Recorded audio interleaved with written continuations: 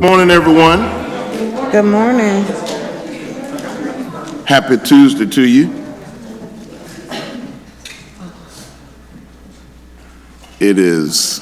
Today is Tuesday, January the 28th, and it is shortly after 10 a.m. And I'll tell you, this year is moving. Today is January the 28th. Right. This month is moving.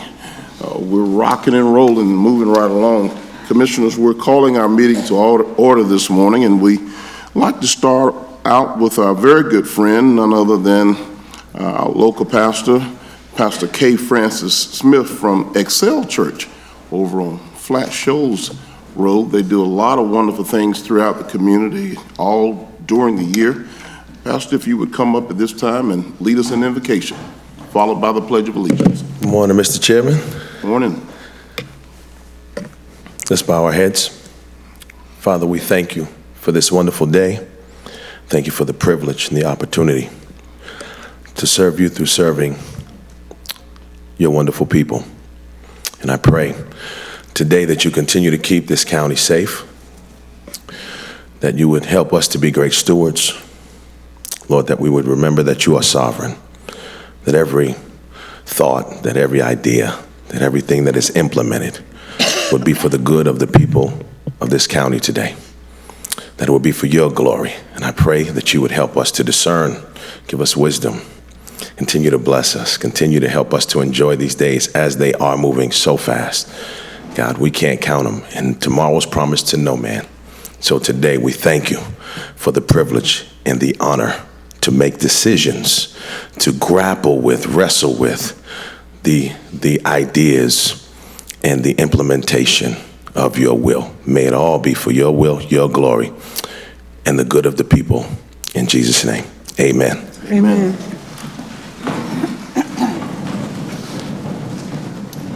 I pledge allegiance to the flag of the United States of America and to the republic for which it stands, one nation, under God, indivisible, with liberty and justice for all.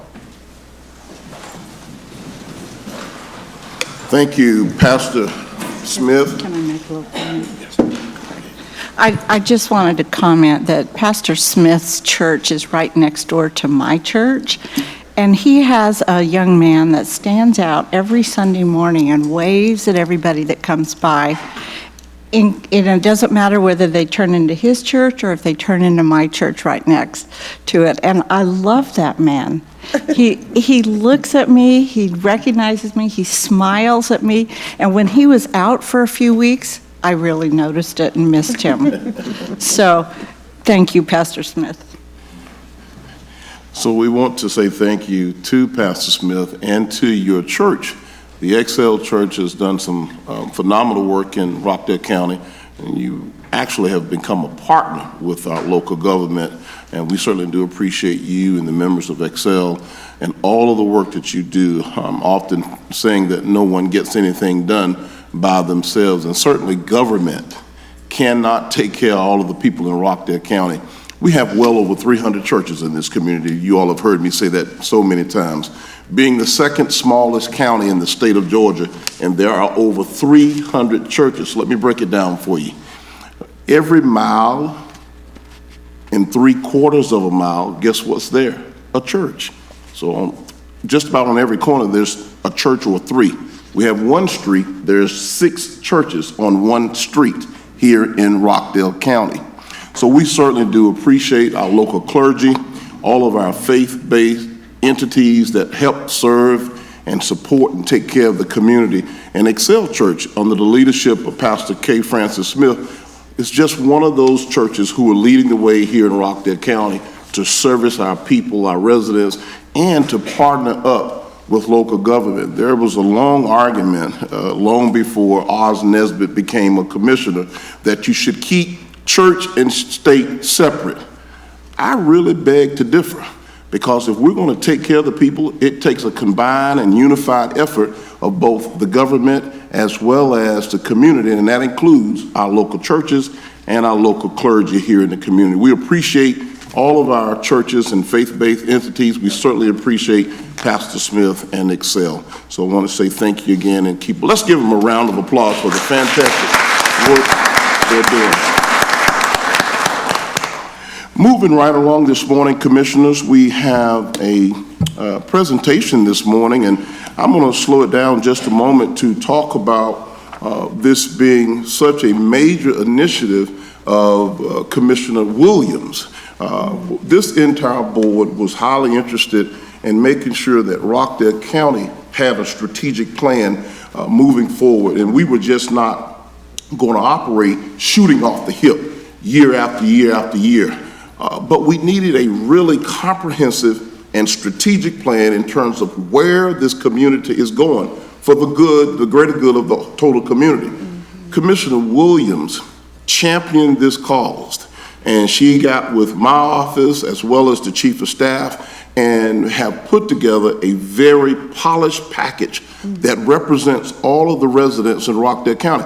The level of input that the team really took a great amount of time to engage the community. There was a strong level of civic engagement, and they made sure that they went through every crack and crevice of this community, every demographic, every age group, every culture that you could possibly imagine that makes up Rockdale County. And I really wanted to shine the spotlight and say thank you to Commissioner Williams for leading this effort.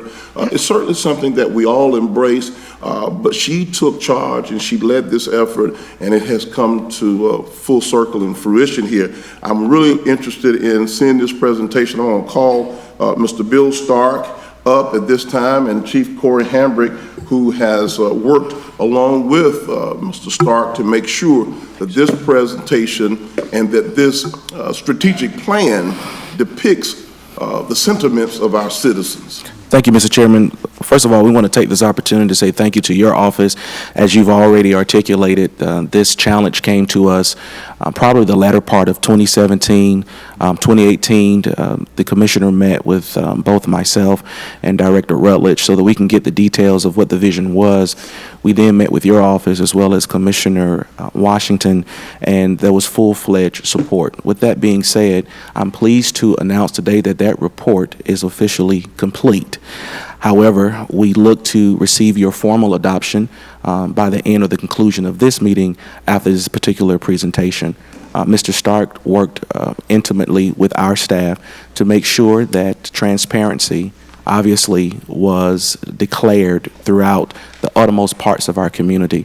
And I want to take this opportunity to tell him thank you on behalf of staff for being diligent and really being accountable for the taxpayers' dollars. So at this time, we're going to give you a presentation, a brief overview, and then we'll come back. Mr. Stark.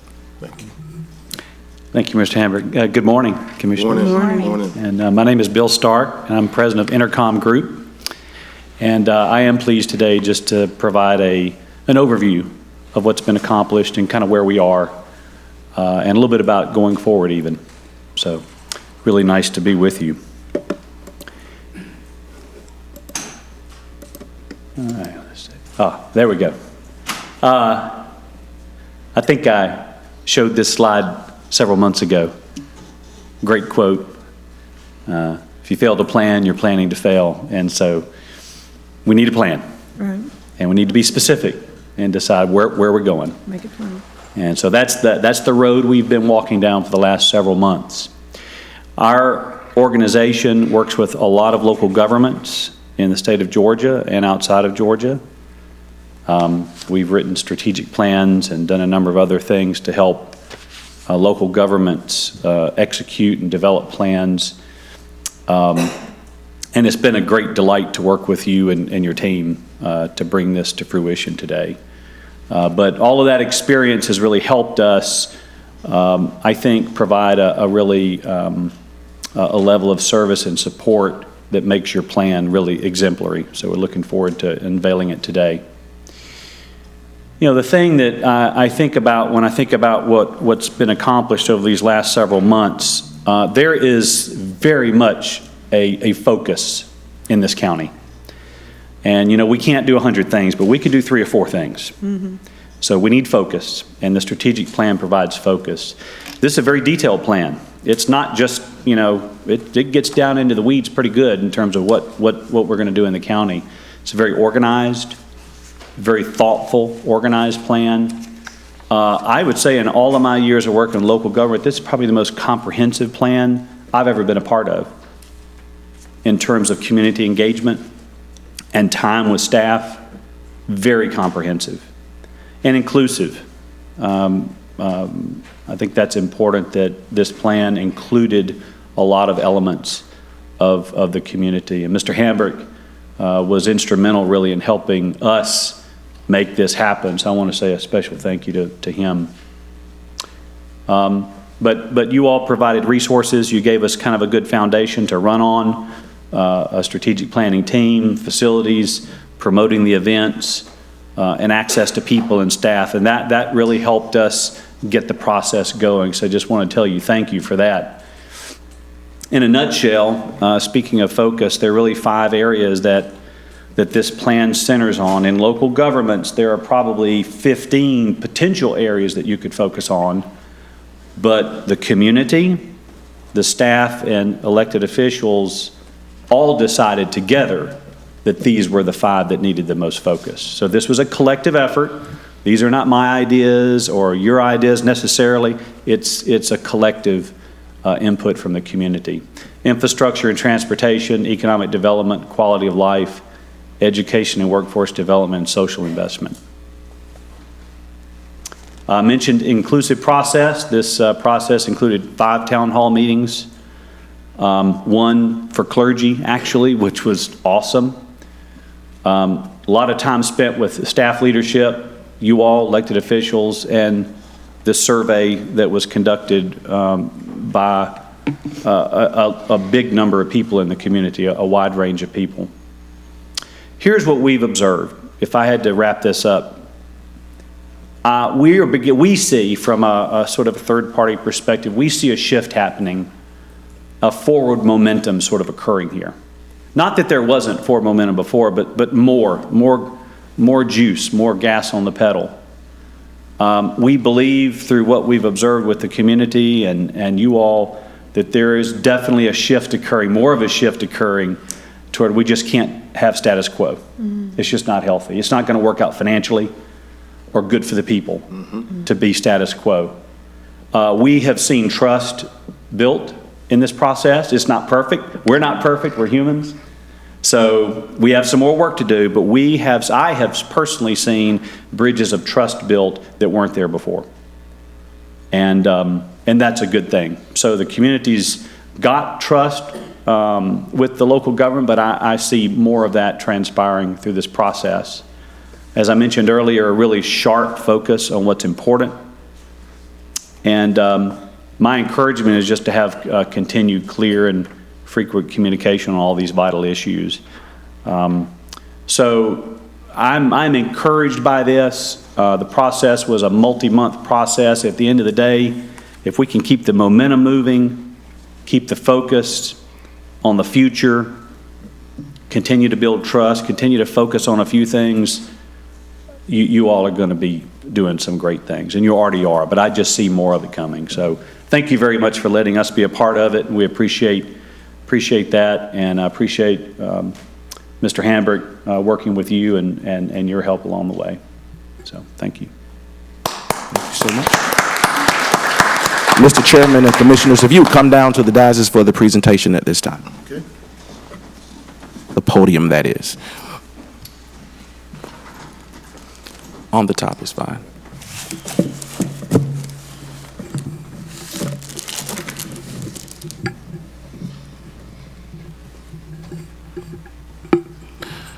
All right, Mr. Chairman, as you've noted, no one gets anything done by themselves, and as we've discussed, we were not able to do this by ourselves, and so at this time, at your direction, we felt the need to go ahead and make known those individuals who really work behind the scenes.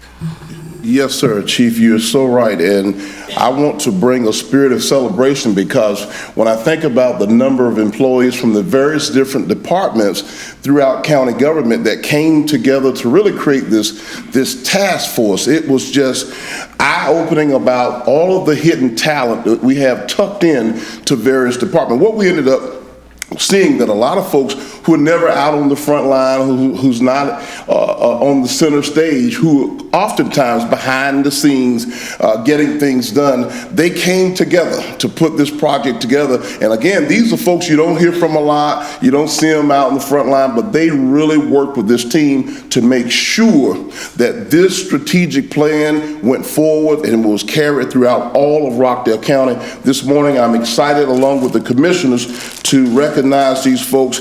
I'm going to read one of these plaques, and then I'm going to call all of the names. Is that all right? And we'll start out with, and I like to really call her, Director Holmes, a quiet storm. This is Ms. Chantal Hunt for Exceptional Leadership 2019 Strategic Plan Task Force. Give her a round of applause.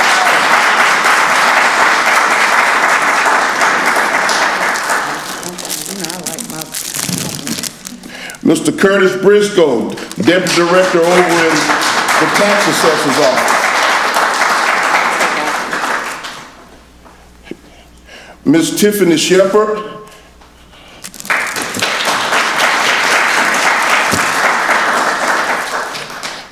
Also, Director Casey Kursick. Director Kursick. Deputy Director Maurice Ficklin from Technology Services. And you know, Director Casey Kursick is our Director of Planning and Development. Deputy Director Maurice Ficklin is the Deputy Director in Technology Services. Ms. Noemi Hayes. Give Noemi a round of applause.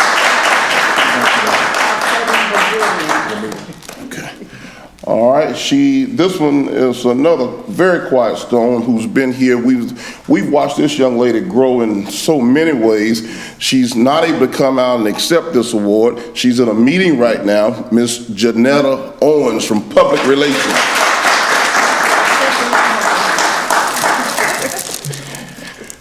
This young man has led a team out in the streets that we, on a daily basis, we get accolades, receive compliments all the time about the work that he does that really touch the face of the people in the street. And that's Mr. Corey Brown with Community Improvement. Absolutely, Corey Brown.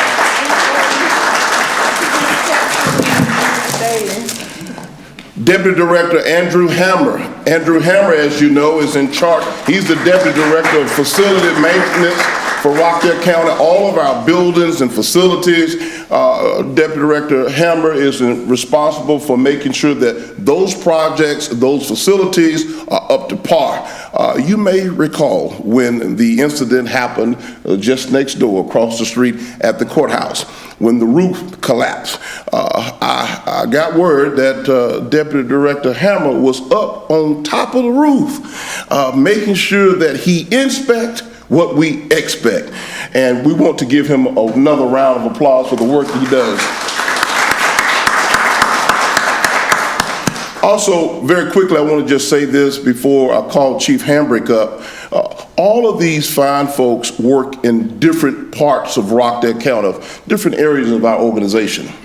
They came together to make sure that this strategic plan on behalf of the Board of Commissioners and the citizens of Rockdale County was well communicated, executed, and we had the level of citizen engagement. I think there were about 5 town hall meetings set up where folks could actually come in and write down suggestions and tips and things that they wanted to see about moving the county forward. This is the kind of talent. And I want the citizens to know this, because in order to have this kind of talent, we've got to pay for it. And we've got quality talent right here in Rockdale County, making sure that we remain the best county in the state of Georgia. Let's give this team a round of applause.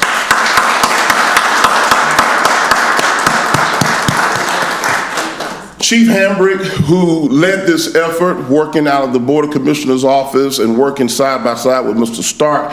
Chief Hambrick serves as our Chief of Staff for the Rockdale County Board of Commissioners. His leadership and his level of organizational management skills is second to none. And you have to make sure you have clear vision and a clear roadmap to where you're going, or you'll end up anywhere. Give it up for Chief Hambrick and the fine work he's done. All right, Mr. Fiddler, if you and everyone on your side, just come on this side. Just you and everyone behind you, just make it even for the front.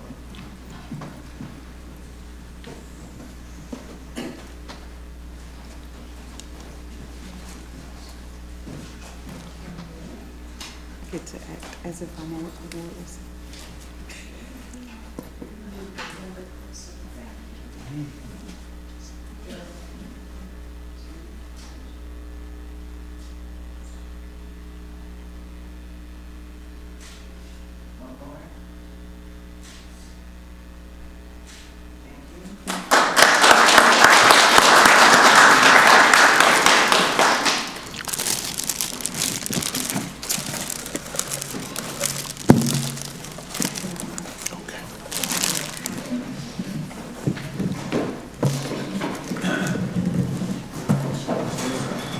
So, Mr. Chairman, while you're taking your seat, the next question is, do we have copies for the public? And I do want to say that we will release those copies to the public at the conclusion of the meeting once the commission has formally adopted. However, we would like to go ahead and bring out the copies that we have here so that at the conclusion of the meeting, individuals will be available to be able to take the copies that we have here, and that'll be right here on the cart that they're rolling out to your left.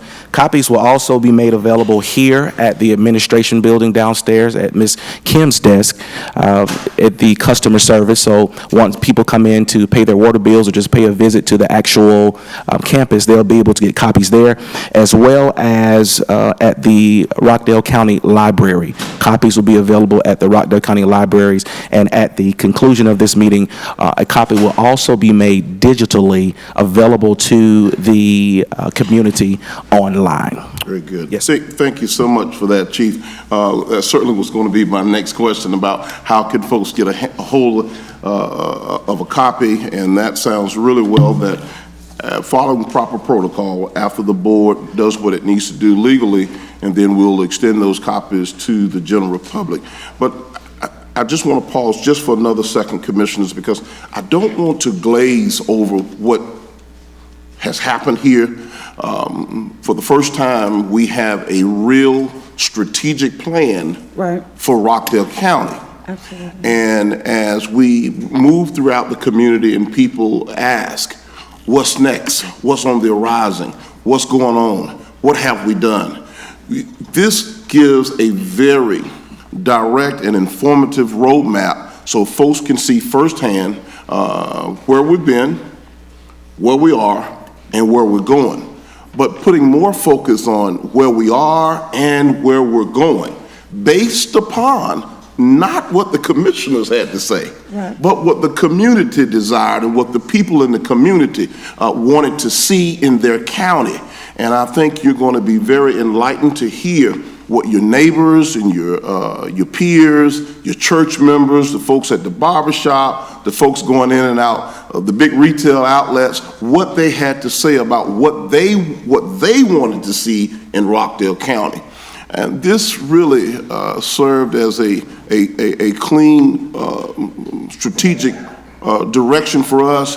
But more importantly, this board decided that as we move forward with our budget planning each year, that the budget, as we allocate funds, has to line up with the things that are outlined inside of this plan. Otherwise, we're going in a direction that is not approving by the people of Rockdale County. I'm going to say that again. This is what the people said they wanted. And we formulated that and we put it in writing. And we've made a vow as a board to move according to the desires of the citizens of Rockdale County. On top of that, we've made sure that as we move forward planning the budget for each calendar year, that every item on the budget has a direct line to the items outlined within this presentation. That tells you that accountability will always remain the highest level of responsibility. That also tells you that we believe in inspecting what we expect. I'm so proud of this team and this board of how, and I'm really proud of the citizens because of the input that they not thought it robbery to come in and be a part of these town hall meetings to add and to participate in giving their feedback. So this says this is a really big deal for Rockdale County. We're moving and going in the right direction. There's a lot of economic development happening in this community. And this really speaks to that. So I want to give that team another round of applause as well.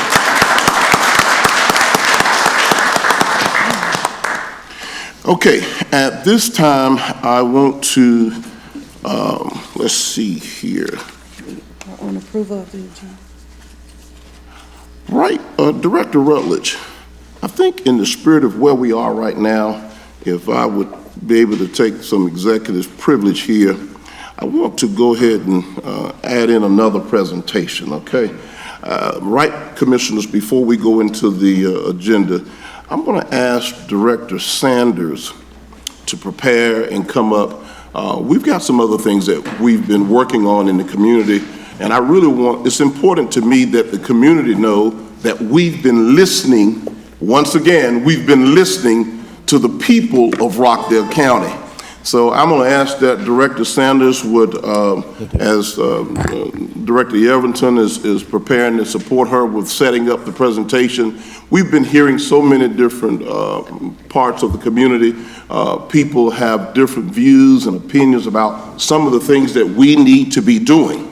And I think it's important that we listen to the community and that we let them know that we've heard them and that we hear them loud and clear. And so, Mr. Chairman, I'm sorry to interrupt, but if we could get you to amend the agenda, so if I could get a motion and a second and a vote to amend the agenda to add presentations. Thank you, Director. Go right ahead. I move to amend the agenda to incorporate an additional presentation. I second. It's been properly motioned and second. Are there any questions? All in favor say aye. Aye. Aye. So moved.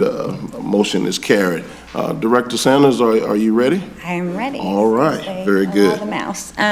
So while they're getting that ready, okay, here we go. I wanted to come up today and talk a little bit about animal control. So over the past month or so, since the ordinance was adopted in October, and between then and now, we've had some citizen input. The ordinance for animal control was effective January 1st. There were a lot of great changes. So I want to come up and just talk about animal control a little bit. I know you've had some feedback yourselves and kind of put it a little bit on, give a report card of where we are. One of the things that I really found out talking to people, and we've had some really good conversations, it's been positive and collaborative, and everyone has the best interests of the animals at heart, is that we're not doing enough to get the word out. So you're going to see more of CG coming to meetings and talking about what they're doing there, public type things. So today I just wanted to kind of go over what we did last year and what we have in progress. So last year, I know you've all heard me say it, and I said it at the budget retreat, but 3 officers is what we worked with last year. So we had 2 openings because they were very difficult to fill at the current pay that they were. So with those 3 officers, and they are also rotating on call. So every 3rd week, they're on call 24 hours a day for those 7 days, and they have to respond after hours. They did 2,118 routine calls, 102 after-hour emergency calls, and if you average that out, that's about 739 calls per officer last year, having 3. They have 729 hours overtime. They don't want any more. When we ask if they can work extra for events, you know, they're already stretched enough. Right. We went to 297 court cases. And we also worked with 47 different rescue groups, 47 different in this area. So we have great relationships with them. We also attended 20 outreach events, and those are HOAs. We go into the schools. We go to daycares. We did adoption events. We did like the Halloween Fest with Parks and Rec, 5Ks. We've done those. We also passed our Department of Agricultural inspections. We are licensed through the state, so we do have to pass inspection, the cleanliness of the shelter, and they rate us on that. The shelter is also, with just that staffing, open 50 hours a week to the public, and then some weeks it's more, one Saturday a month it is open. In April, I don't know if you remembered, but I brought them in. We had a case with 162 dogs. Those dogs were gone within 48 hours. So that just shows the relationships that we have with the local rescue groups. So next, to talk about what we're working on. So that was what we did last year. Right now, what we're working on is filling our vacant officer position. So we filled one towards the end of last year. Now we have, the pay was $10.99 an hour to start. It is now $14.84. So we are calling people for phone interviews, and they're very interested. So that's great news for the board, and that was because the board and the market study, you know. And if I may interrupt for a second, Director, let me just say this and remind folks that, first of all, everyone can't be an animal control officer. That's not a job for just anybody. And certainly no one was interested in it at $10.99 an hour. So to bring it up to $14.84, commissioners, give yourselves a round of applause. I mean,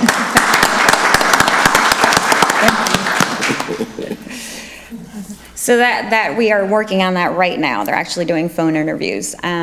We are increasing our Facebook outreach. So that is also reached out to Director Diaz to get some pointers on things to do. The staff, that's not our forte there, so he's given us some other sites to look at to see how we do it.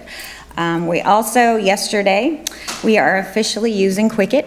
We have our tablets and everything is in the vehicles, and we wrote our first citation on Quicket yesterday. So that's a huge deal for us. for those that may not know what Quicket is, just give us a brief on explaining to the general public what Quicket is and what it means to us in the public. This is a software where we can write e-citations and in conjunction with the courts, magistrate court, and they'll use that when actually they're calling cases. So it's a really big deal, and it'll cut down on our processes, the paper and everything. And it's a partnership with Technology Services has helped us with Judge at 10 and magistrate. So it's really exciting for us to be here. I had another meeting, New Rock Legal Society meeting with Judge at 10 and the prosecutor, and they're both so excited about Quicket because it just makes everything easier for them. So they're super excited about the whole Quicket process. We are also working on the-road community events. So this year, we're going to go out. We have one plan for North, South, and Central Rockdale. We're working on locations now. We actually have we've already been planning for animals. So the fire department, EMA, has an animal trailer. It's for emergencies that we house the animals in. So we're going to get that out in the community more and have some events to know. We are planning, so we care about people, but we also care about their animals and disasters. And we do, as part of the agreement with the state, we send that out if there's disasters in other areas. So, but you'll be seeing us out, and we are looking for people to donate time and services. So, local veterinarians, people interested, we are looking for that. So, and I have some of CG's cards that I can hand out for people that are interested. We are also planning an open house adoption event at the shelter itself. We actually took some citizens through and gave them a tour a few weeks ago that we talked to, and we want to do that and just open it to the public one day. In addition, last week, we do go out to schools. We went out to Flat Shoals Elementary, and we worked with the challenge classes there. We're working on like a grant proposal and different things. So they really are out. It's just we need to do more on Facebook and show that they're out. So as we were talking to people, the ordinance changes, it was just one section that was kind of concentrated on, but there were a lot of positive changes in that. We really made clear the tethering. We've required signs for dogs and invisible fences. We have a leash law now instead of a restraint law. We also have, if you have your dog and it's their second impoundment, they've gotten out, they're now required to microchip that dog. The third impound, they'll be required to spay and neuter that animal. So we're also talking to magistrate court about if there are citations, one of the things that we could do is offer a responsible pet ownership class. So we're trying to have people come into compliance more than we are enforcing. We really want people to, you know, take care of their pets, take ownership, and be accountable for them. So the ordinance itself is a living document. You know, it's been a long time looking at it and revising it. For the concerns that we've heard, we're looking at that, and you know, we'll do our due diligence and research, and if needed, we can revise that accordingly. So this isn't a situation where it's the people that we've talked to, it's us against them. I think we all want what's best for the animals. None of our staff have houses full of animals. You know, I think all of you have animals. So 60% of homes in Rockdale have animals by the statistics that are taken. So we all care, and we are engaging in, you know, collaborative discussions, and we also want to protect their best interests. So typically you know, when you hear about animal control, it's protecting the public, but we also need to protect the animals. So we need to decide what that looks like for Rockdale in the future with your help, how that works. We also have the expansion for animal control in planning right now. We have actually the revised drawings that is in the strategic plan that you will adopt later today. Expansion of the shelter. It is, yes, it is in the plan. So we're working on that. And with that, it'll be about 300 square feet of office space, but 2,556 square feet of kennel area.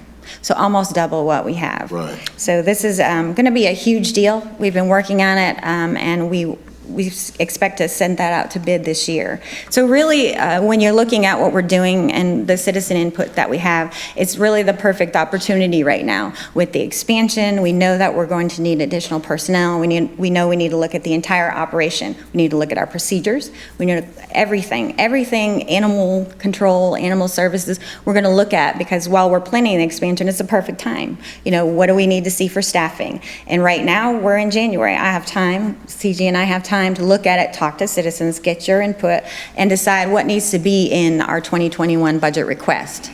So with that being said, I am already working on a brainstorming session with some more people and the chairman in the next few weeks, and we're going to sit down, and people that have differing views, you've heard from some last week, you know, and just because they have differing viewpoints, I think they all want the same thing. So we want to get in a room and really get, like, what are your 3 to 5 top things? What do you want to see?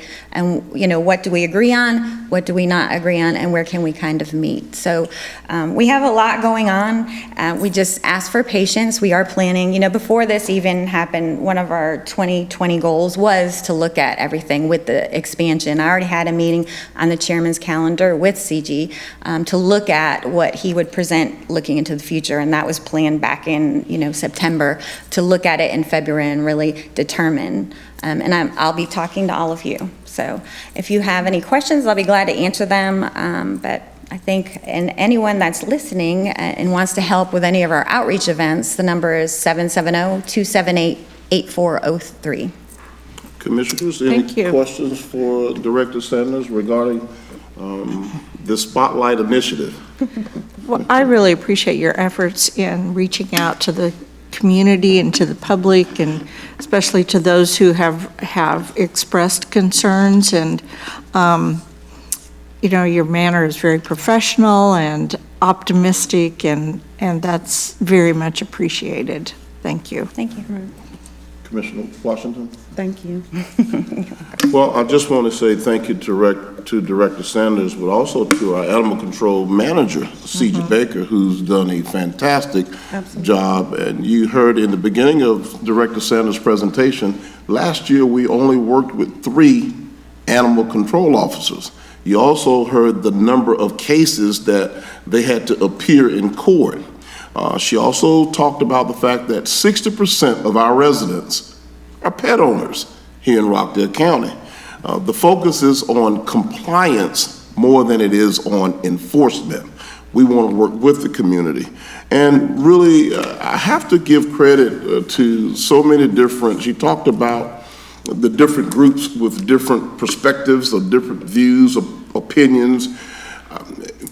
The passion about pets, and the passion about really coming up with a strategic plan that will govern how we address pet care and sheltering of pets here in Rockdale County, people are saying the same thing.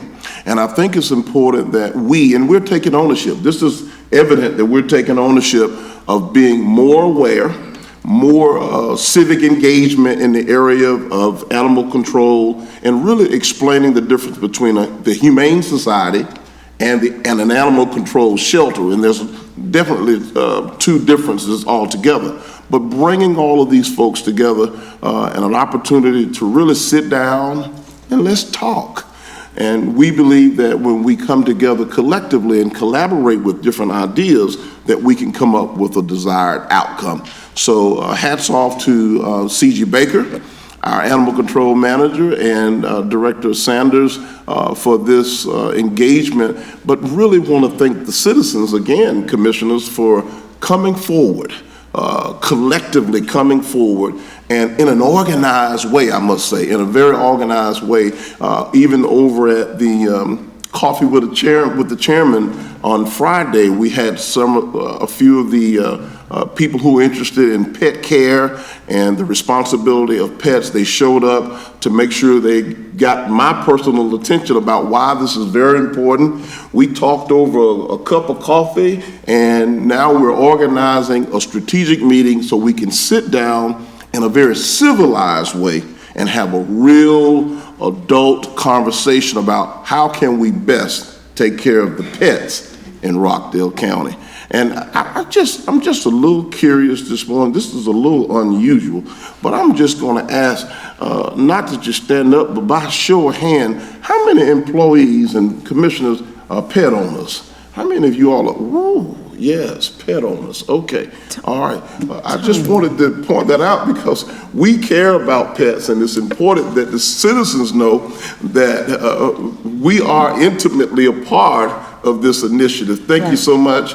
Commissioner Washington, you had something you want to add? I was just Director Homestead, right? Not even a goldfish, no goldfish, nothing. Bird, We nothing. can get her several animals.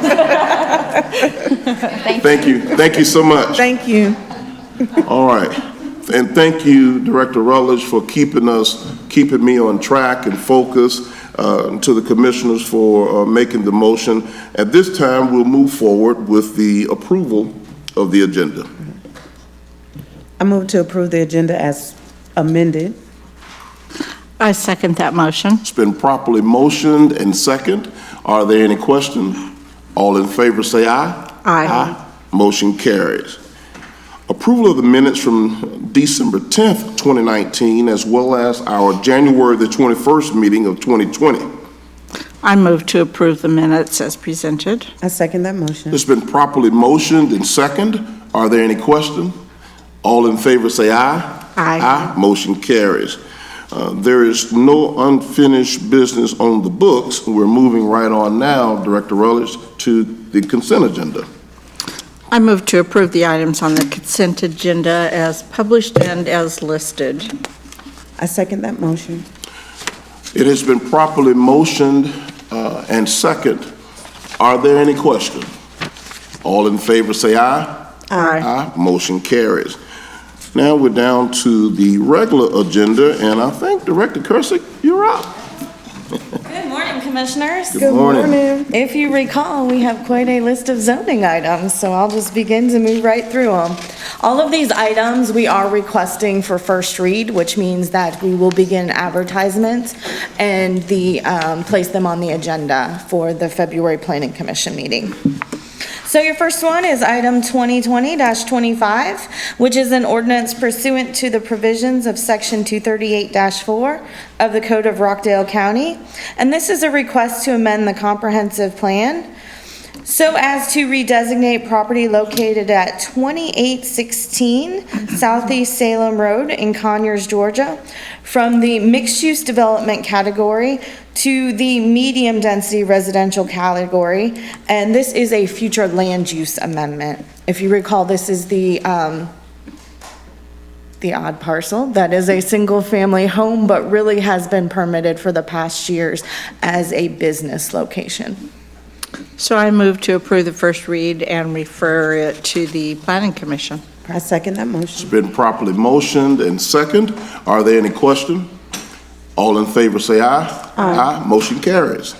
And this is a subsequent request for that same item, which is 2020-26, which is an ordinance pursuant to the provisions of Section 238-4 of the Code of Rockdale County.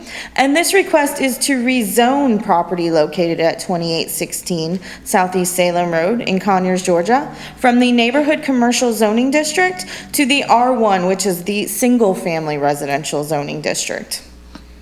I move to approve the first read and refer it to the Planning Commission.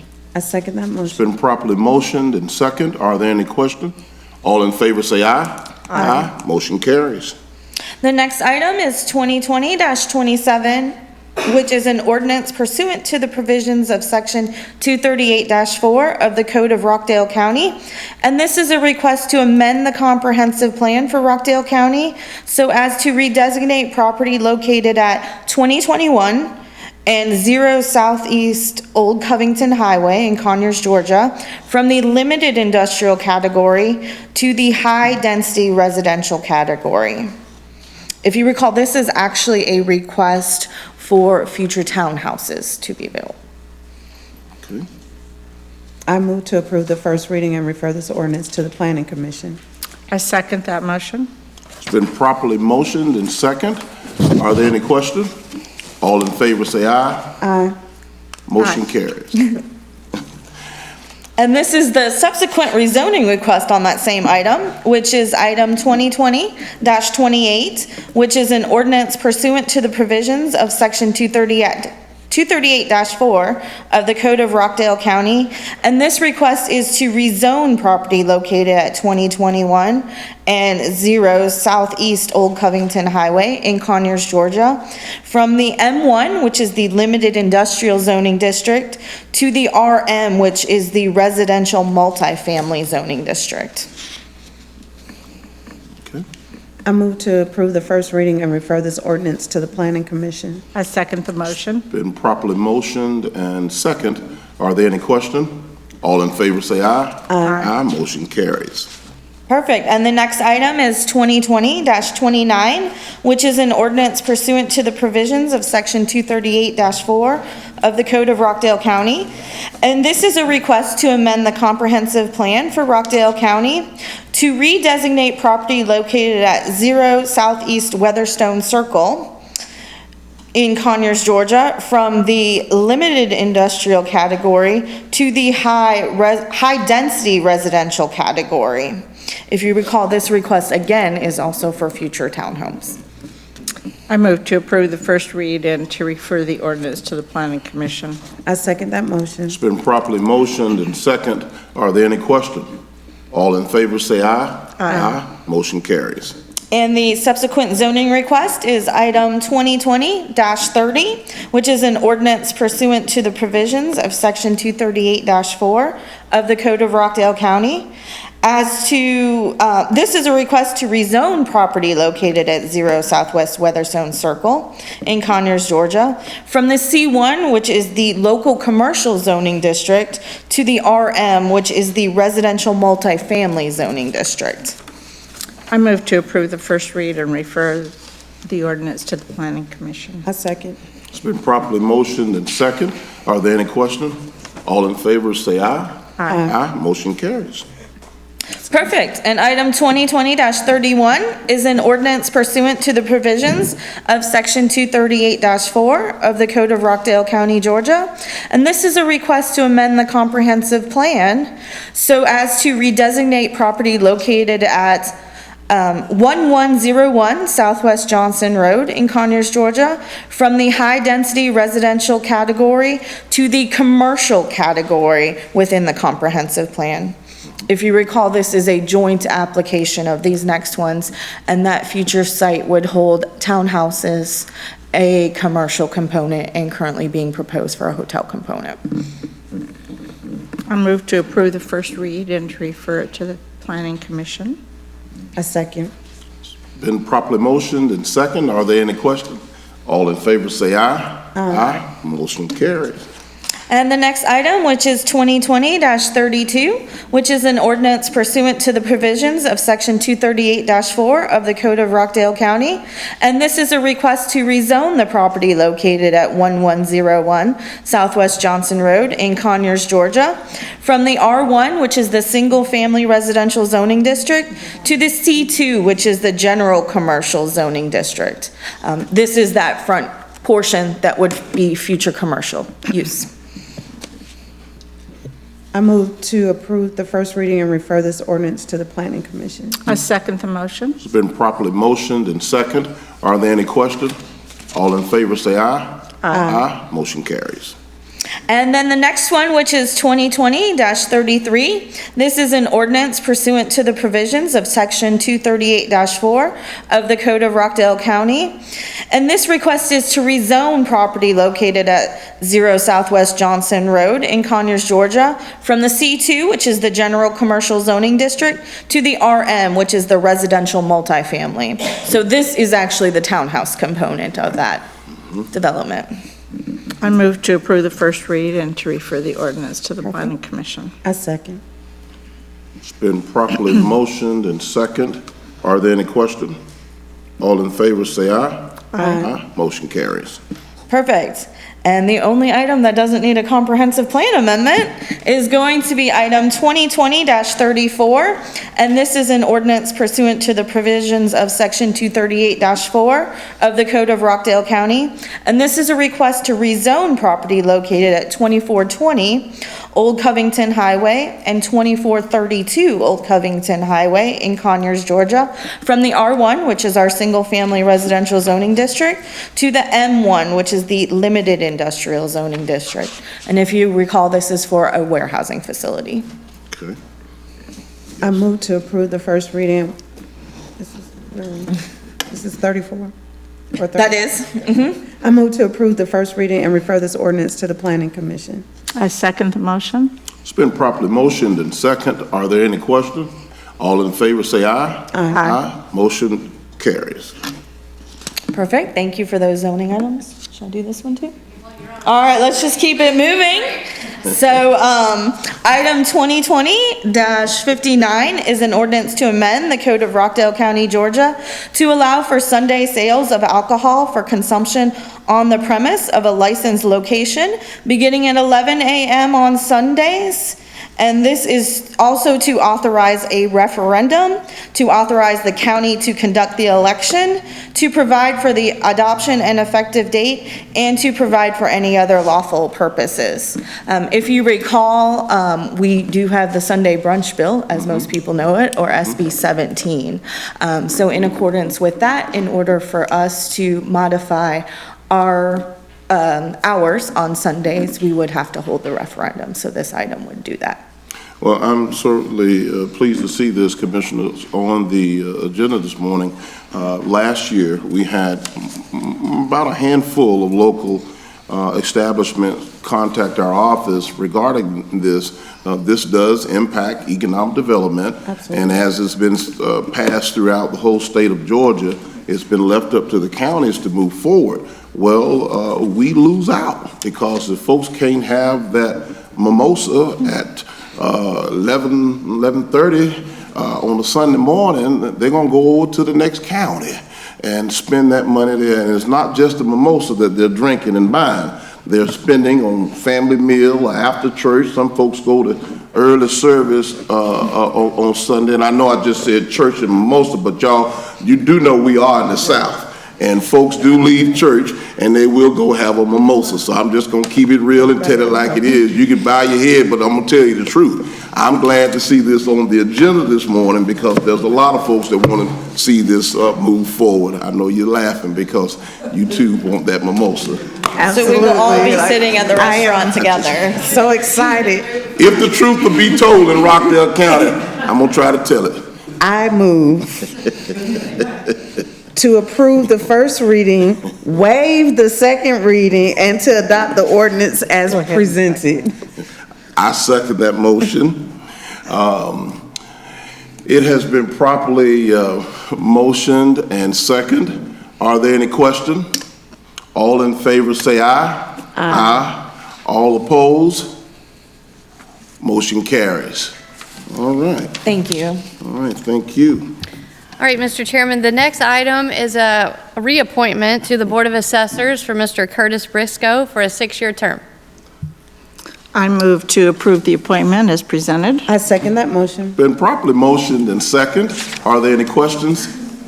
All in favor say aye. Aye. Motion carries. Congratulations to Deputy Director Curtis Briscoe. Let's give him a round of applause. Thank you so much. Okay, and Mr. Chairman, the last item is a follow-up to the wonderful presentation we had this morning by our Chief of Staff, and this is the Rockdale County Strategic Plan, Envision Rockdale 2020 through 2024. All right. I move to adopt this strategic plan as presented. I second that motion. It's been properly motioned and second. Are there any questions? All in favor say aye. Aye. Motion carries. Woohoo! Let's give it a round of applause. So to go back to just the vision and the leadership, because you started talking about the strategic plan, it was your first term, the beginning of your first term. Yes. And we started with a survey. And and specifically, I remember talking to you about something, and you went back to the survey and said, well, the people want whatever I was talking about. And this makes it so much easier and tangible, and just the vision and the leadership that you did on that, it was amazing. Well, let me say, this is what I envisioned in the first place. Right, yeah. And it was, I don't know, there wasn't the support to put into this kind of Right. thing, and so we did what we could do. Right. And that was do a community survey, and we had a college student come in, and she did all the statistics on that, and we did make some decisions based on that. Right. And then, when you two came into your positions, then we began to really put this into place. Right. And so I appreciate so much the support from both of you No problem. in putting this together because, and supporting it, because it really does make a difference. And like you mentioned, you know, our budget priorities need to align with what's in here. This Absolutely. gives us the clear vision of where we're headed. Absolutely. Well, Commissioner Williams, we appreciate you being persistent about progress. And Commissioner Washington was absolutely correct. In 2016 and beyond, I was on this board, and I remember Commissioner Williams talking about this. And even at the very first State of the County address that we hosted under this administration, I remember you being interviewed, and you talked about this is absolutely the vision of the people in Rockdale County. And now, over time, it has come to fruition. So we certainly do appreciate your leadership and you being persistent to move this forward. I'm going to ask commissioners as we prepare. I know we've got some other things on our agenda that we need to get to, but very quickly, I'm going to ask Director Tony Holmes from the Department of Talent Management to come up and give a brief overview of some of the activity as relate to opportunities with Rockdale County employment. Oftentimes we hear from so many citizens throughout the community seeking employment to be a part of our organization. Director Holmes leads the Talent Management Department, and they've done a fantastic job, but I want her to take a moment and highlight just a few of the vacancies that we have currently for employment opportunities here with Rockdale County government. Absolutely. Good morning, Chairman, Commissioners. Good morning. We do have employment opportunities with Rockdale County. If you go to our website, rockdalecountyga.gov, on that very top dashboard, it says employment. So we welcome you to go ahead and take a look at that. If you click on there, we currently have 19 positions that are listed on our website right now. So they're pulling it up. Employment, to the right. Yep, there we go. On my right. Okay. If you hit the View All button in that bottom right corner, yep, That actually lists out all of the 19 positions that we have available. So if you see there, we have our recycling center attendant, we have a senior systems engineer, lifeguard, rec and maintenance, we have a chief deputy clerk for magistrate court that's posted there as well, maintenance worker and transportation. We have assistant district attorney for both the DA's office and our public defender's office, GIS analyst 1, also in technology services. Some of the positions that we are continuously recruiting for are certified sheriff's deputy as well as the detention deputy are there, and our school crossing guard. We're looking for a recreation operations supervisor, supervisor of road maintenance. We're looking for a driver in senior services. So that's going to be the driver that's going to be heavily focused with our veterans program that we have coming up. We're also looking for an election systems coordinator. This is a new position for 2020, and that has to do with the new equipment and things that we have in place for our elections. So we welcome everybody to take a look at that website, come by our office. You can actually apply for the jobs right there in talent management. We have kiosks in our lobby. Anyone from my staff will help you get online and apply for those jobs relatively easy. So that's how you get to it. You click on employment, and those are the jobs that we have available right now. Thank you, Director Holmes, and thank you to the staff over at Talent Management. One of the first things Director Holmes did when she came in 3 years ago was made sure that we have kiosks, because every single person doesn't have a personal computer. So we have kiosks over at Talent Management that if you just don't happen to have a computer at home where you can access our website, you can come into our office, and there are computers there. You can sit down and you can apply real time right there in the office and make sure you complete your application. And there's some fine folks over there who will assist you if you need some assistance in terms of your application process. We encourage people to go to the website and make application. Now, let me go ahead and point this out. As I've said on a few occasions, I think I look pretty good in a Delta Airlines uniform. I think I can look like a pilot. But after about 3 hours of sitting on the runway and not be able to get that plane from Atlanta to Chicago, you know I wouldn't know what I was doing. In other words, I don't have a pilot's license. So there's no need of applying for something that I'm not qualified or certified to apply for. What did I just say? Apply for what you know your skills match, and you have the credentials and the qualification to do the job that's being posted. We want to assist you, but we want to make sure that there's an equal match. Ain't no need of you going out to Delta Airlines and you know good and well you don't have a pilot's license and you trying to fly one of their planes. That's not going to happen. So they're going to stop you way before you get to the employment section of that terminal. So just wanted to point that out, because things have to be very clear to people, because oftentimes I hear some of the stories from Chantal Hall and some of the folks over at Talent Management about people, and they just look at them and say, you want to do what? So I just thought I'd say that, make sure that it's clear about what folks are doing. Y'all didn't say it, the chairman said it, so you can. And Chairman and Commissioners, we actually update this site regularly. So I encourage people to take a look at it, if not daily, definitely on a weekly basis. So we continuously update it. Thank you so much. Thank you so much. I think we have also sitting in our audience, Commissioners, none other than the absolute best election supervisors in the whole wide world, none other than Ms. Cynthia Willingham. Let's give her a round of applause.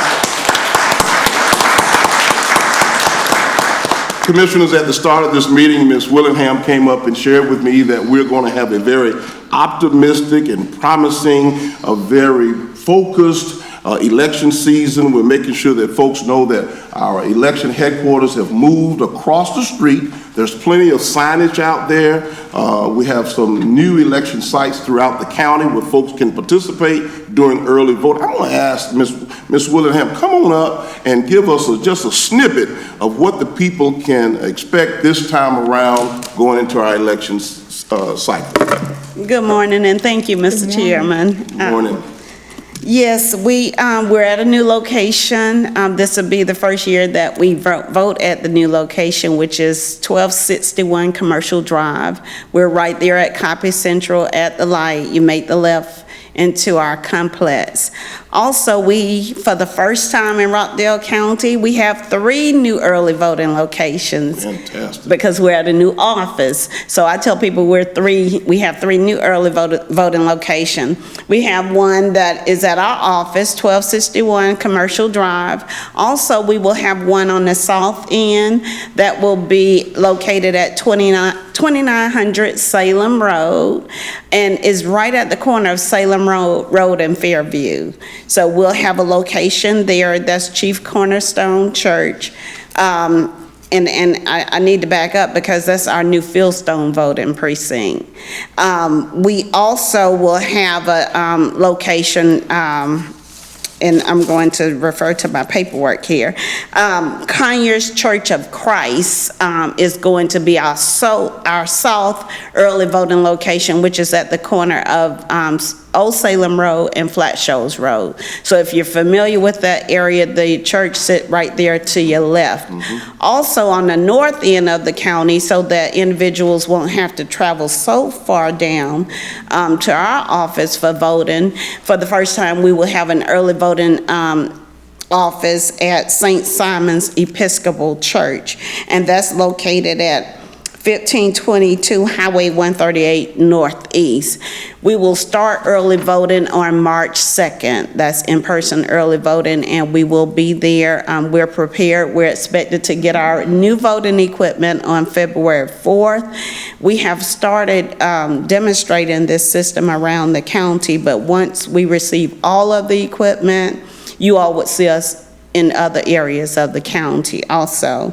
We also will promote our early voting centers, and we will have a new app that will be released very soon, which is going to be important for our voters because they now will be able to look at this app and determine the wait time at the early voting locations as well as on election day. So that will be important. You're getting off of work or you have to go to work early in the morning, you would be able to see the wait times and know which location that's closer to you and that, en route to work that you would be able to get in and get out. Also, March 24th is the presidential election. We will be releasing the sample ballot very soon. We will include it also in the water bill. And also in the water bills, we will have the new early voting locations. So we thank you, commissioners, for allowing us to have the 3 early voting locations, because without you all approving that for us, we would not have it. So we want to thank you all for that. Very good. That's all good news. I'll tell you, coming out of the Board of Elections, expanding our early voting opportunities, making sure that there's a location on the north side, which is at the St. Simon's Church there, right next to Pine Law Park on 138. And then the Church of Christ. Church of Christ, right there at Salem and Flat Shoals, right at the intersection. You can't miss the church. It's right there at the light. That's a great location. Then in addition to your office, the brand new location on Parker Road, right across the street from Copy Center. As you come down Parker Road at the light is you can go in there. So we've got 3 locations for early voting here in Rockdale County, and I think it's so important with this new marketing campaign to get the message out and start early, letting folks know that they do have options. And I like what you said. I tell you, technology is just moving. The app that you will be able to have to determine the wait time. We living in a world now that people live life on demand. Nobody wants to wait.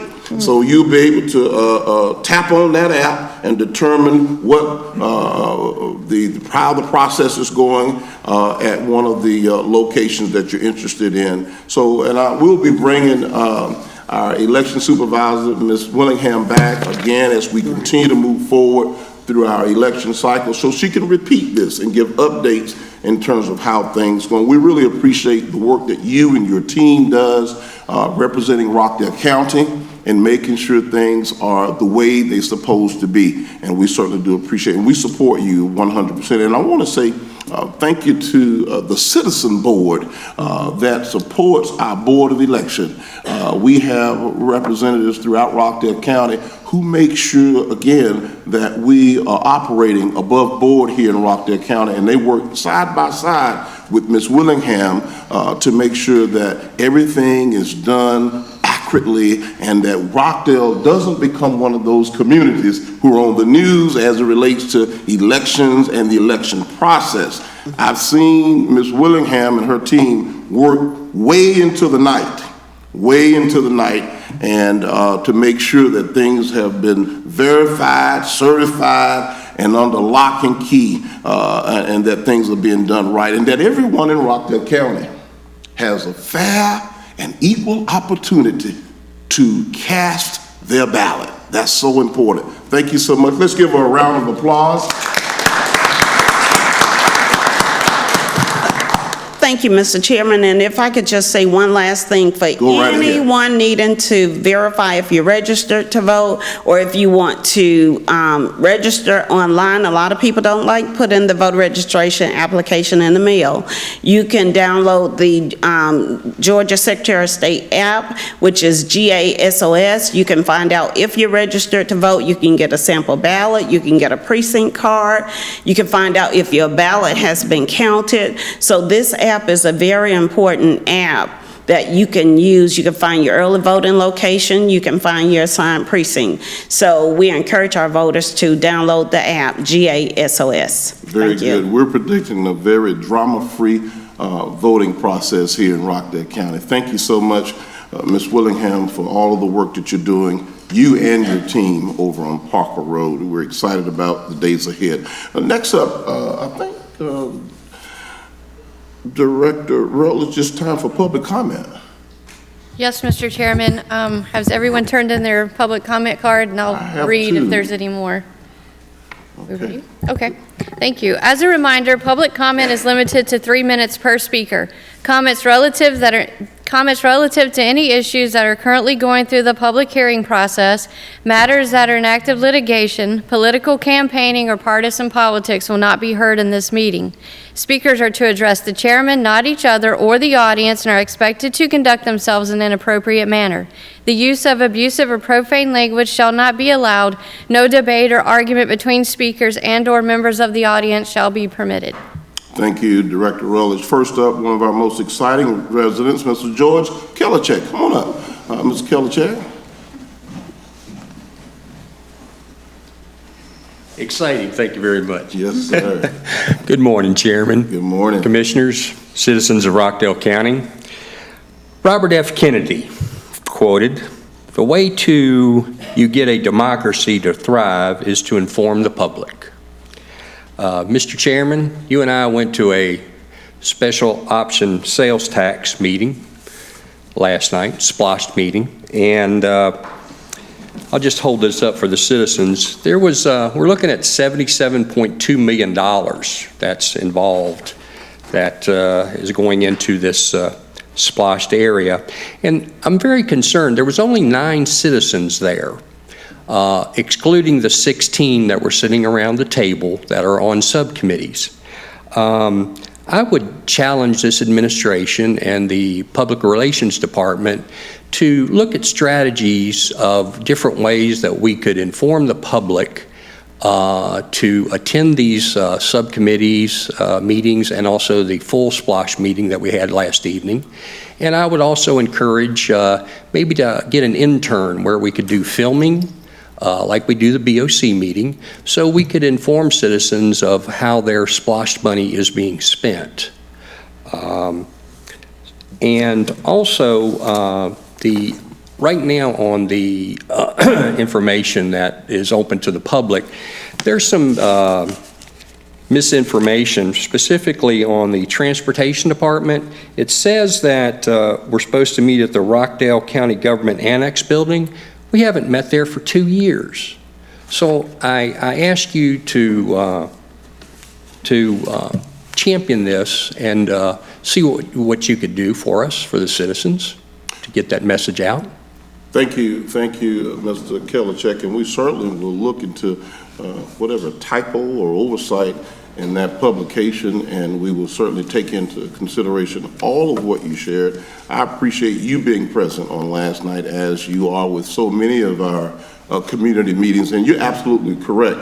Due to the very sensitive nature and the critical need for SPLOST here in Rockdale County, we want to make sure that all of the citizens who are contributing to the SPLOST program are made aware of the meetings, the meeting locations, the times, and the benefit. But don't fail to mention the good news in that financial report that you have, that yes, Rockdale County and its citizens are moving in the right direction. We are way ahead of the curve based upon the SPLOST intake from our citizens. And I wanted to make sure, I know you bring a lot of excitement, but you failed to mention that. I wanted to make sure that we pointed that out. But thank you for all that you do. And I know you have something else that you want to say before you take your seat. Yeah, I was going to mention that, though, on the SPLOST.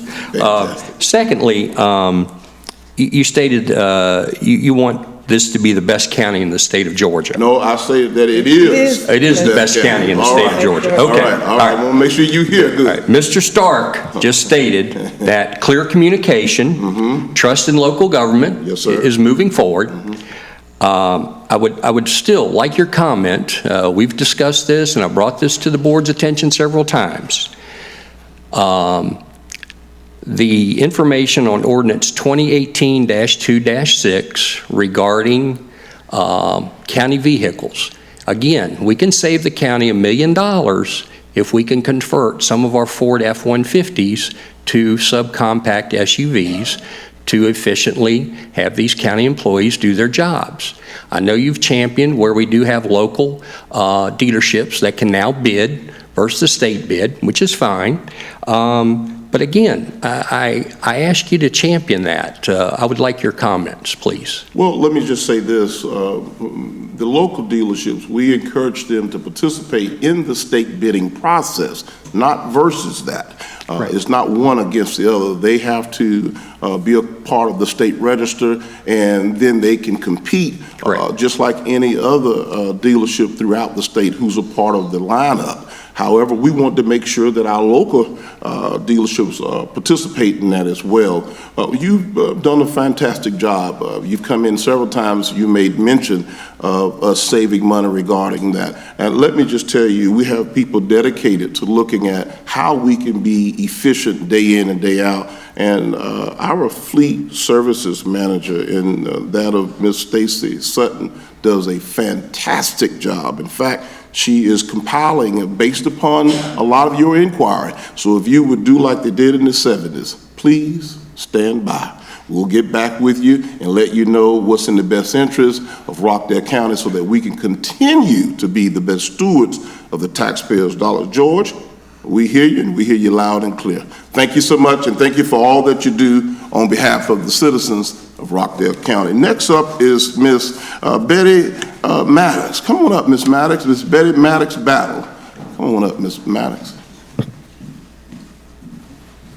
Thank you very much. Good morning, Commissioners. Good morning. My name is Betty Maddox Battle, and I am a mother, some of you may know, of a son that was murdered in 1993. And I've been on this mission a long, long time, and I ain't got tired yet. But I stand before you today with the gun violence that's being perpetrated in today's society, not only here in Rockdale County, but all over the world. Right. Something has to be done about it. And I implore you all, I've stood here on many occasions asking you all to network and collaborate with me. I have an organization that has been in effect that is a nonprofit. And I ask you to visit my website at grievingrelatives.org. I get out here and I talk to these young people about gun violence. I've worked in it. I have over 30 years of working in public safety. And 5 of those years were with the fire department. So I've experienced a lot and I've seen a lot. So we've got to do something. Over 33,000 people are murdered here in America every single year. And we're spending over $2 I think it's $2 billion a year. And who picks up that? The taxpayers. So something can be done. We've got something in place right here in Rockdale County.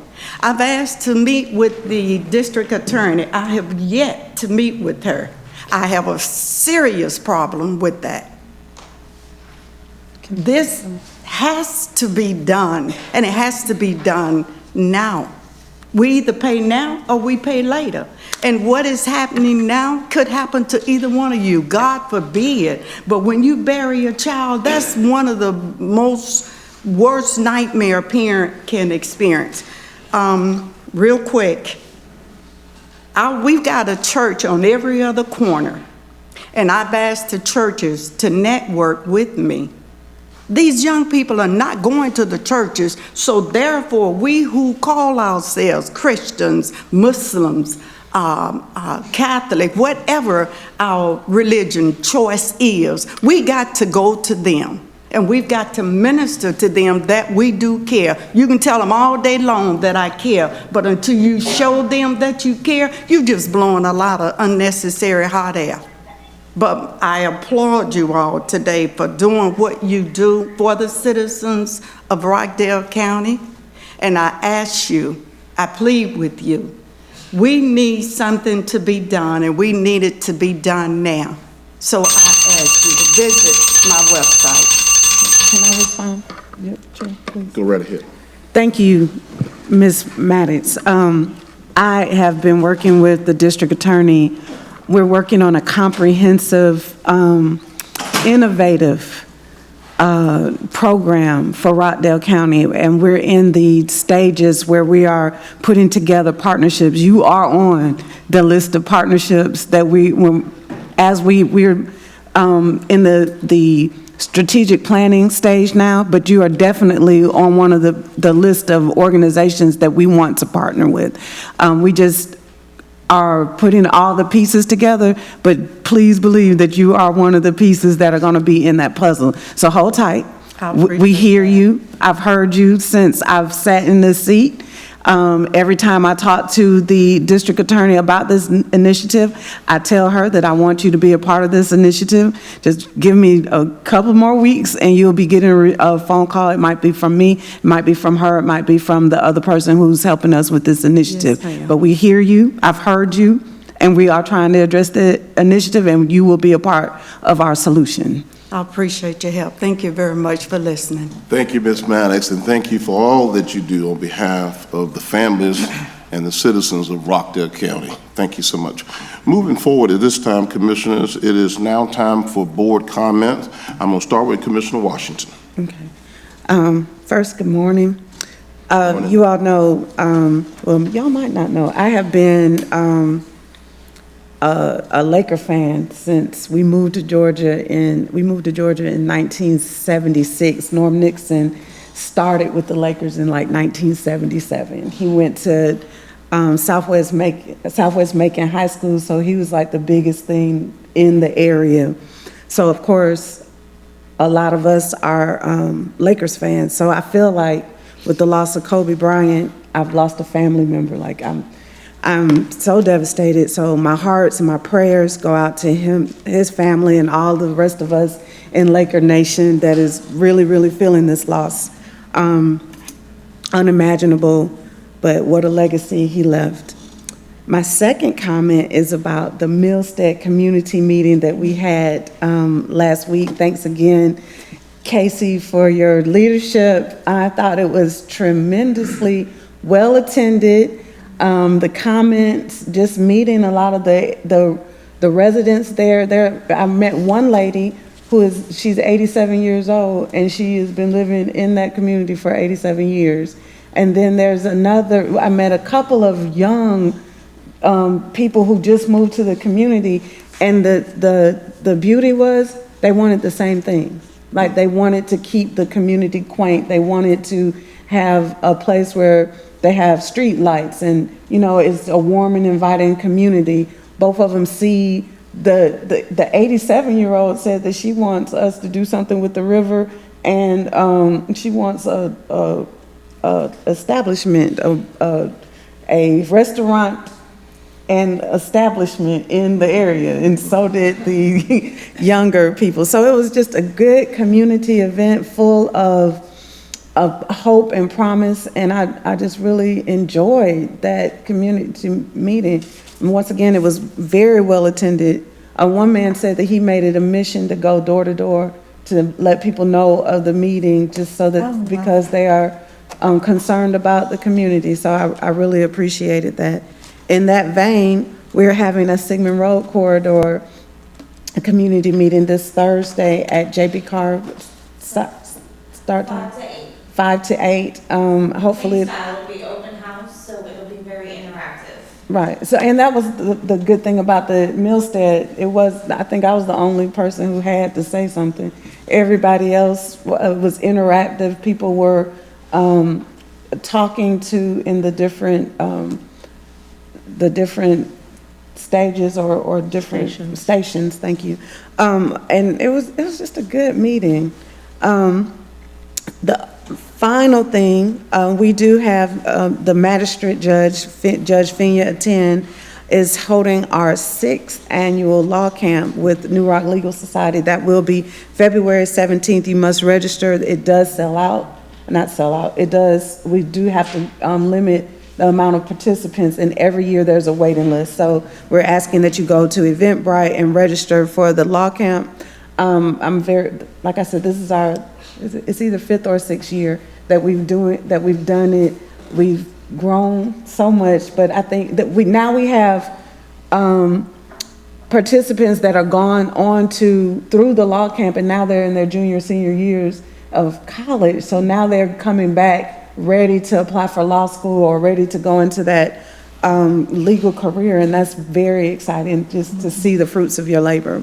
So that's all I have today. I'm sure I'll have Commissioner more. Washington, Commissioner Williams. So I thoroughly enjoyed the Millstead community meeting on Thursday night also. It was just interesting to me to move around, look at the different stations and what people were thinking, and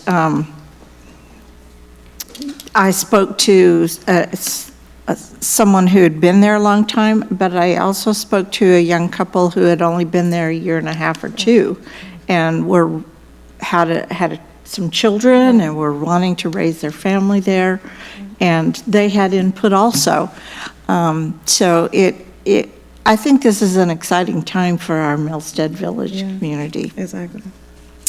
I just wanted to just again recognize the strategic plan that we have adopted.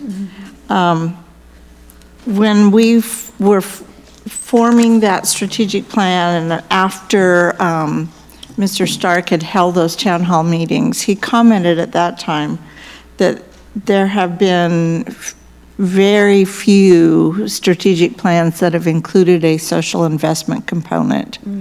And I just wanted to say that that is something that I have worked really hard in the last couple of years as a commissioner, locally and statewide on some of the policy committees, because as I looked at all 5 areas,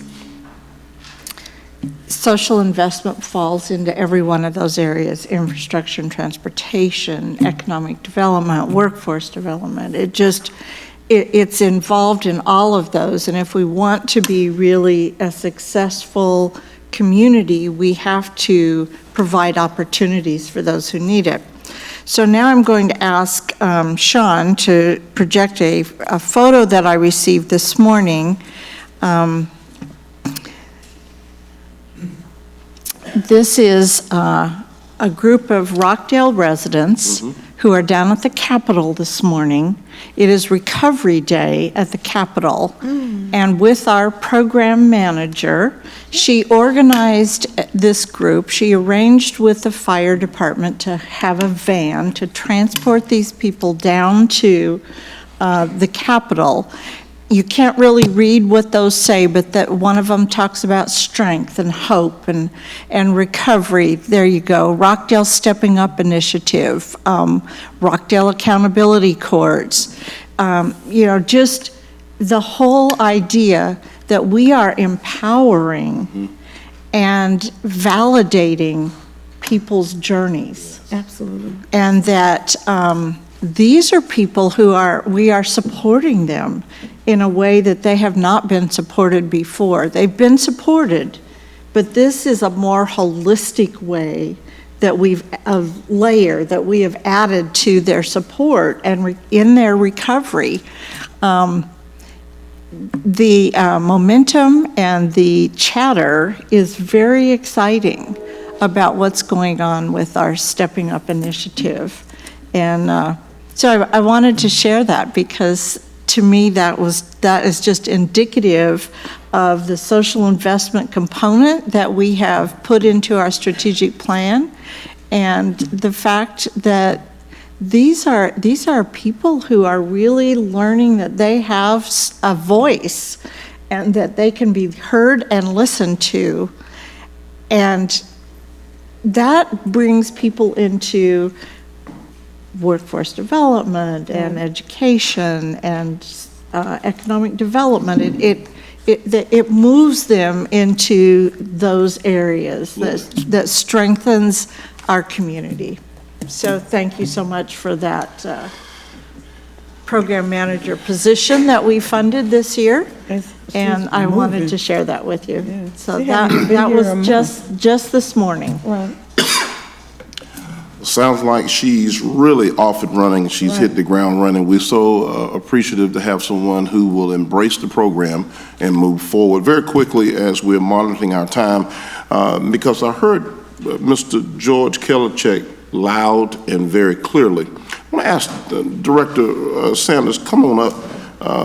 We've got some upcoming dates as relate to the upcoming SPLOS meetings, and I think he's absolutely correct that we need to make certain that we take advantage of every meeting that we have to put the word out about when these meetings are held, where they're located, the time, so that people will be made abreast. Director Sanders, give us that, and I think you got a couple other critical updates that I think some folks are just on the edge of their seat to hear about.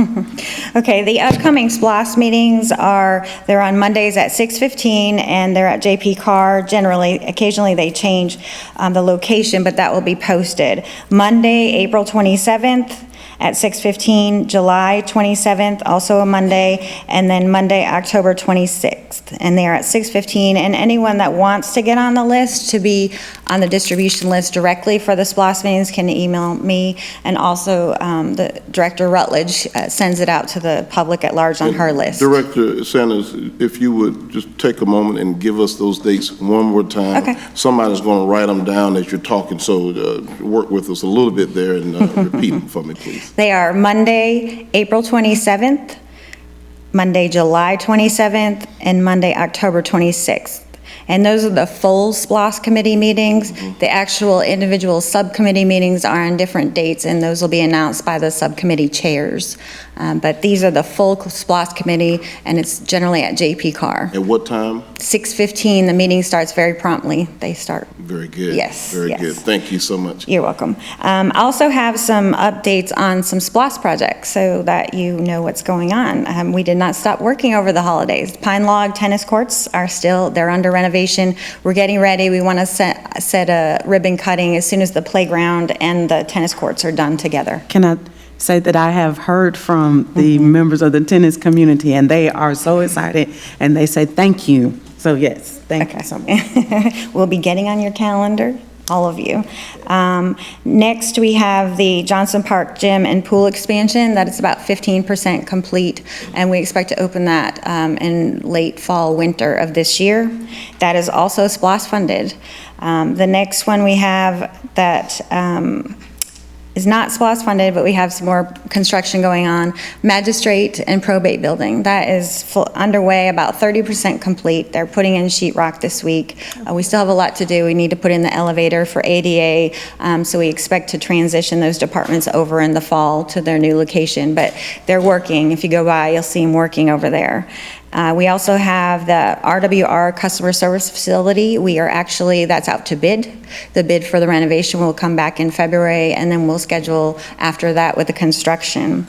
In addition, the event center at Costley Mill is about 60% complete. We have sheetrock going up, and the grand opening has been scheduled for April 29th at 6 p.m. You'll see some flyers and invitations coming out, but just as a heads up for anyone that wants to put it on their calendar now, it's going to be a big deal. It looks really beautiful. I was out there this weekend, and the view from the terrace is amazing. So I think you're going to be excited with what you see out there.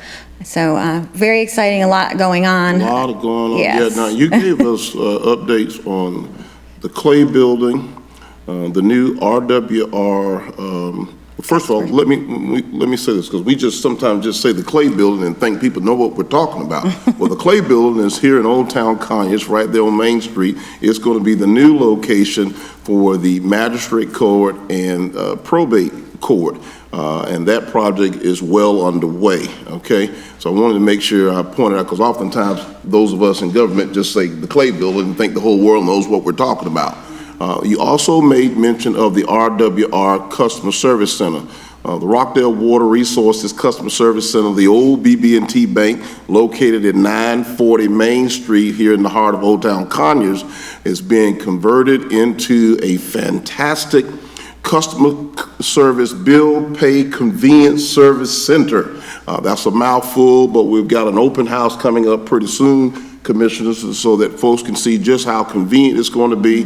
And I've heard from the Historical Society here in Rockdale County, and they are excited that the county government has moved forward to purchase this very historical building here in Old Town Conyers, that it will be preserved and utilized so that our local citizens can take advantage of it, and that no one from the commercial market purchased the building, which stands an opportunity for it to be torn down. So it means a lot to folks who've grown up here in Conyers and Old Town Conyers. That building has been a staple in this community for a long time. And now it's going to be a very convenient center with drive-through windows, just like the bank had. We'll also have additional drop boxes. So if you come after hours, you still can drop your payment off. And I've asked them to do this, Ms. Maddox. During business hours, Monday through Friday, when you go inside the customer service center to pay your water bill, they still give you a nice little sucker as if you got one when you came into the bank.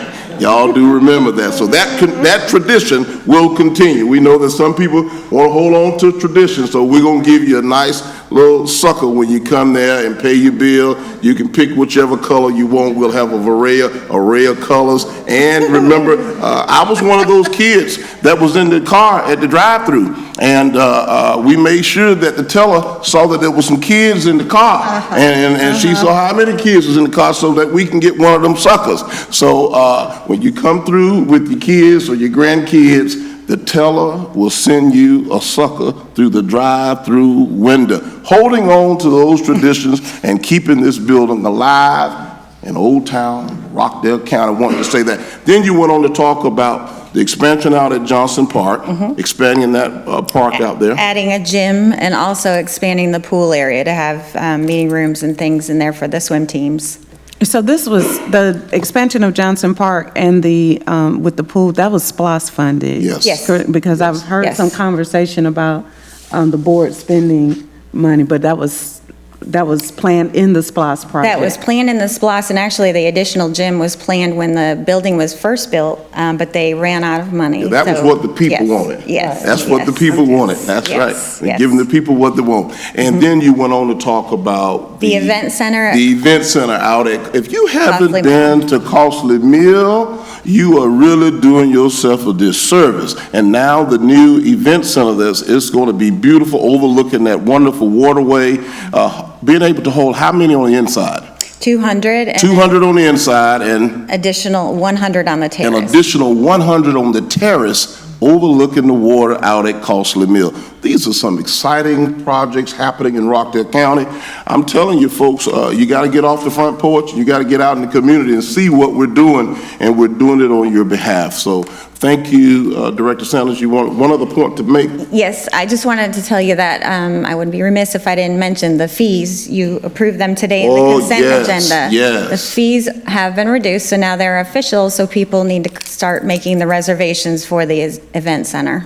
There aren't any excuses. We have reduced the fees so that you can go out there and enjoy with your family and friends and those companies, those fraternities and sororities that you're a part of can have all of their events and activities out at the beautiful event center at cost limit. We're going to be the talk of the state and certainly the talk of the town before it's all over here. We got to move forward, but I just wanted to make sure that... Last. Come on, Director Sanders. I forgot this during my animal control. So this is one of the neat things that they're doing when they go out to the kids, and I brought one for each of you, but these are actually little For KJ. of animal control trucks. Oh, So how cute. When they go in the school. How cute. They use them as prizes. Oh, Get the kids that is aware quite of what cute. they do. That's all Animal right. control Yeah, truck, that's cute enough. Let me just say this real quick, Commissioners. I think it was really good that we shined the light today on what's happening in a very positive way over at Animal Control. Oftentimes you hear young people say, I want to be a firefighter, I want to be a policeman. But very seldom do you hear anyone saying they want to be an animal control officer. Well, they don't really know. It takes a unique person to grow up and become Crocodile Dundee. And I think this will really plant a seed for them to consider veterinary services and veterinary education and veterinary sciences, because there are a lot that goes in. It's not just what we remember back in the day of having a dog catcher. This is really making sure that we have a full-fledged animal control unit, and to spotlight the fantastic, but they don't just go get dogs, snakes and all kind of critters and stuff that we can't even make mention. They even grab hold of, they get cats and some of everything. And y'all know, anyway, let's give a round of applause to Animal Control. What are you going to say about the cat? Moving on, I want to wrap up this morning, and before I go to Director Rutledge, I do want to recognize in our audience this morning two very fine citizens, as we've talked so much about the progress and the engagement, the citizen engagement over in the Milstead community. I want to ask that you would stand up and let us acknowledge you, the two residents from our Milstead village. Give them a round of applause. We are just as excited as the residents over in the Milstead Village about the progress. I've talked to so many residents, and for a long time they felt as if they were neglected, not heard, and that the county had forgotten about them. But through the efforts out of our Planning and Development Department and all of the work of the commissioners being on the ground, all three of us was actually present at the meeting the other day and engaging with the citizens. There are some respectful traditions that they want to hold on to. There are some pioneers. She talked about the lady who's been there for 87 years. And then there are some newcomers, some of the young people who are moving in that community. But what we did, we laid out on the tables an opportunity for the people who live there to give their input and tell us how they want to mold and shape their community. There's nothing better than listening. The most number one key in effective communication is listening. And we're hearing the folks over at Milstead loud and clear. Thank you to Director Casey Kersick and her team. Fantastic job. We've got a lot of work ahead of us in Milstead. We certainly appreciate the two of you all being out here and being engaged with what's going on in Rockdale County, and we look forward to coming over and continue to move forward in Milstead. Director Rutledge, the clock is ticking very loud. We got a lot of things on the agenda. Is there any need for executive session? Mr. Chairman, if I may, I know it's something that we did talk about, but I wanted to, obviously, if the community hasn't heard, the Rockdale County Sheriff's Office, we lost one of our employees the latter part of last week, and investigator Cole Haney is his name. Yes. And I do want to yes. make mention and give the funeral arrangements, if I could, Mr. Chairman, please. Please do that. And point out, I want to make sure that, because we need to pay tribute and salute to Deputy Haney, but I don't want to confuse people that he wasn't injured or killed or anything in the line of duty, because sometimes people get misinformation. So yes, sir. Would you would explain all of that? So as the chairman has articulated, this was not an in the line of duty fatality. Mr. Haney had an illness, and he succumbed to that illness here at one of our local area hospitals on last week, the latter part of last week. And so the Rockdale County Sheriff's Office will be hosting this evening an actual candlelight visual that will be at 6:00 p.m. there at the Rockdale County Sheriff's Office. Also on Thursday, there will be a family viewing from 5 p.m. to 6 p.m. and a public viewing from 6 p.m. to 8 p.m. that will take place at the First Baptist Conyers Church, located at 2100 Highway 138, Northeast in Conyers, Georgia, 30013. And then on Friday, the actual public viewing for the public will take place from 11 a.m. to 12 p.m. and the funeral services will begin there at First Baptist Conyers at 1:00 p.m. And so we want to make mention, Mr. Chairman, Madam Commissioners, to inform the public of those times as relates to the services for our very own investigator, Mr. Cole Haney. Chief, thank you so much. Please be in prayer for the Haney family and for the members of our Rockdale County Sheriff's Office and all of our public safety personnel, regardless of whether we lose someone like that in the line of duty or we just simply lose them due to different illnesses and things that are out of our control. We certainly want to be in prayer for the family. So please keep the families in your prayers. I really appreciate you jumping in, Chief, and giving that information, because a lot of folks were unaware of this, and certainly they did not know the dates and times of those viewings and the actual funeral service. So thank you so much. Director Rutledge. No, Mr. Chairman, is the answer. Very good. Commissioners, thank you to all in attendance. I call this meeting adjourned. Happy Tuesday.